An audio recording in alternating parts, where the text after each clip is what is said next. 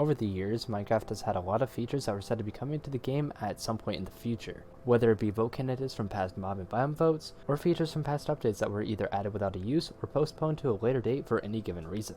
Hello, my name is Chris, and today we will be looking at every Minecraft feature that will be eventually coming to the game. If you do enjoy this video and want to see more Minecraft commentaries like this one, consider subscribing. It's free, it helps out the channel, and you can unsubscribe at any time. If you do want to stay up to date with content or things outside of the channel, I do have a Twitter, which is at ChrisMC, and will also be linked down below if you are interested. Also, there will be a special announcement at the end of the video to do with something in the future for the channel.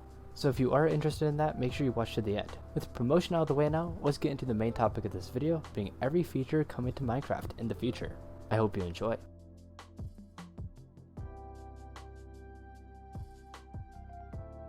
Our first example comes from the first ever biome vote from Minecon Earth 2018. This was a vote between the savanna with ostriches, baobabs, and termites, the desert with palm trees and meerkats, and the taiga with foxes, berry bushes, and campfires. If for some reason you haven't heard it, the taiga was the winner for this vote, meaning the savanna and the desert were the first of ideas to be thrown into the pile of things to come in the future. While on the topic of Minecon Earth 2018, the update revealed, being the 1.14 Village and Pillage update, revamped the way villager trading worked forever. Now, each villager type has its own workbench that determines what role it plays in the village, and two of these workbenches were left unusable when 1.14 was released, being the smithing table and fletching table. The smithing table was later given a use, as in the 1.16 nether update. A new type of ore was introduced to the game, being netherite, which can be used to upgrade your diamond armor into netherite with the use of the smithing table. However, to this day we do not have a use for the fletching table, making the use of this block for a future update, and the block itself just as decoration. The 1.9 combat update divided the Minecraft Java PvP community forever.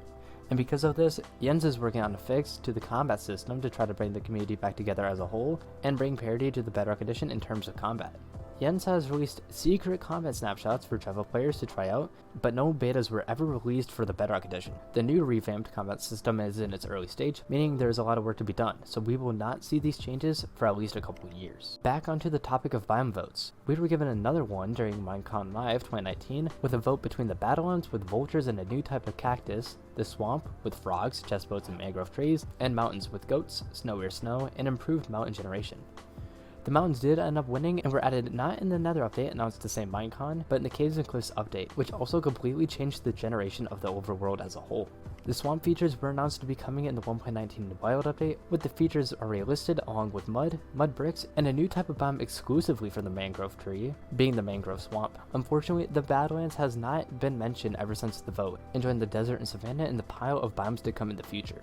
The year following the last vote, we were not given a biome vote, but instead a mob vote for Minecraft Live 2020. I know the name has changed a lot, so please bear with me, alright? Thanks. This mob vote was between piss cow, retextured squid, and chillager. Or if you are unfamiliar with these terms, the moo bloom, which would be a bee's best friend and may be held with pollination, the glow squid, that floats around in water and glows, and the ice alder, who would spawn in the new mountains and summon magical chunks of ice to crush you, similar to how they do in Minecraft Dungeon. This was the mob vote that was infamous for being rigged in the glow squid's favor by a certain influencer, thus giving the glow squid the bragging rights of being added to the game before the others, and sending the others into the pit of ideas to be coming later on. With the most recent mob vote from Minecraft Live 2021, we had 3 unique mobs that would all be helpful for the survival player and act as pets of some sort as the mobs to be chosen from. Option 1, the glare, would show players areas where it is dark enough for mobs to spawn, and could put sources of light out inside of areas. Option 2, my personal favorite if you could not tell, the allay, gathers you the material type you give it, and will bring it back to where a don't block is played, and also dances to music, which is super adorable. And option 3, the copper golem, which can be crafted by the player, and pushes copper buttons. It can act as some sort of redstone randomizer. The allay ended up winning the mob vote and was sent off into the world of Minecraft, while the other two sit there waiting for their opportunity to come to the game. That brings us to the most recent set of features that were announced to not be coming in the next update, but coming in the future. These are of course the bundles, goat horns, and archaeology. Archaeology has a pretty simple reason as to why it will be coming later on, as the developers have said that they want to take the time to make the system how they dream it to be, which is why it has been pushed back to a future date.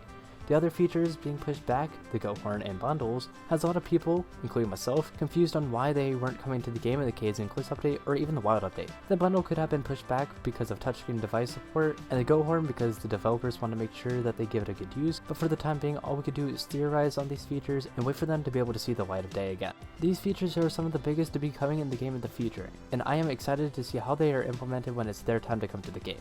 I want to give a shout out to the homies from the Minecraft Earth 2017 mod vote, Bait the Monster of the Ocean Depths, the Great Hunger, and the Hovering Inferno, as they are said to never be coming to the game if they weren't voted on. These 3 may be gone from the Minecraft world, however, they will never be forgotten.